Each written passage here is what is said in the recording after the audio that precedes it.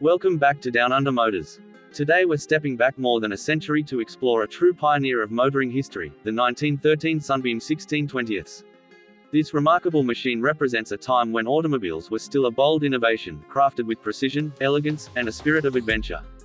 The Sunbeam 1620s was produced by the British manufacturer Sunbeam Motor Car Company, a company founded in Wolverhampton, England. By 1913, Sunbeam had already built a reputation for engineering excellence and motorsport success.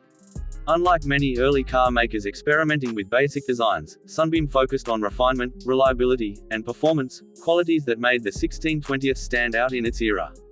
The name 1620s refers to its taxable horsepower rating and actual output. In those days, cars in Britain were often named according to a taxation formula rather than pure engine power.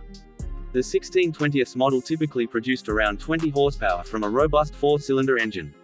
While 20 horsepower might sound modest today, in 1913 it was more than enough to provide confident performance on the rough and often unpaved roads of the time.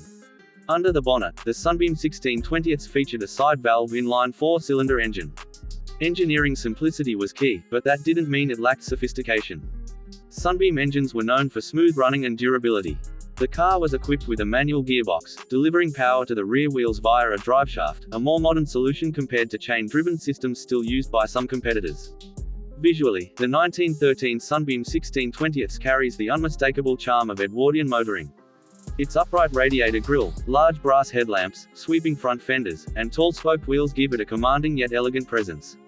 The body style varied depending on customer preference, as many early cars were sold as rolling chassis to be fitted with custom coachwork. Popular configurations included tourers, landaulettes, and formal town cars. The driving experience of the Sunbeam 1620s would have been both thrilling and demanding.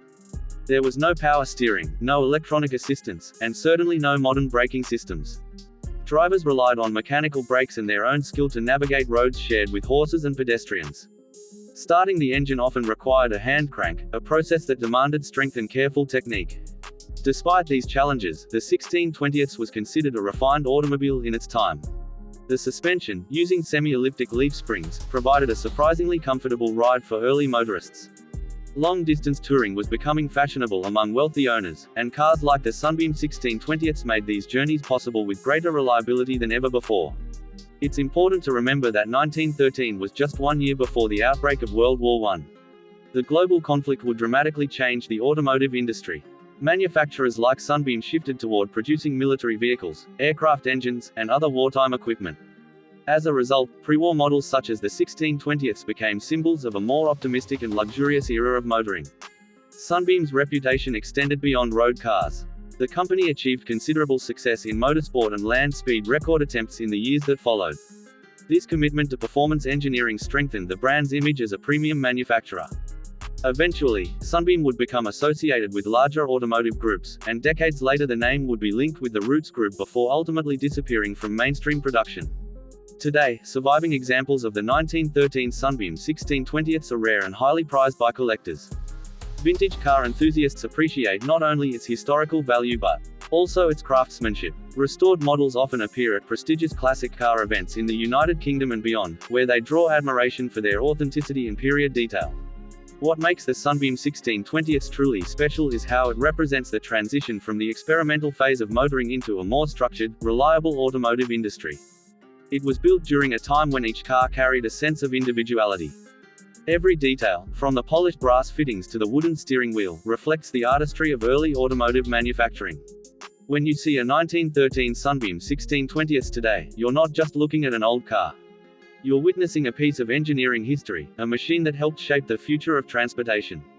It stands as a reminder of how far automotive technology has come, from hand-cranked engines and mechanical brakes to the advanced vehicles we drive today. The Sunbeam the 16th or the 20th of may not have the speed of modern sports cars or the comfort of contemporary luxury sedans, but it carries something far more meaningful: heritage. It tells the story of ambition, craftsmanship, and innovation at the dawn of the automotive age.